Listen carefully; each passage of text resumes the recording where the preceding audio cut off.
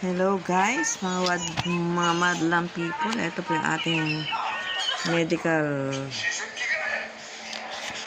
medical papers po na kailangan po natin i-submit sa mga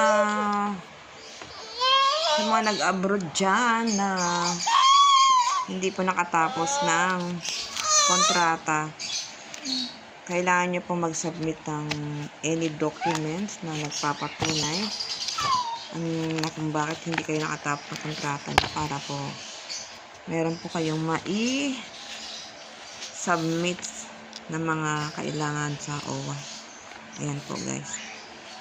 Pinaserox po natin. Ayan. Yung medical certification. Yan po ang gagamitin natin para i-present po sa OWA. Maraming salamat po. Update. Thanks and subscribe my vlogs. Baby Jim 02 and please click the bell button for more update.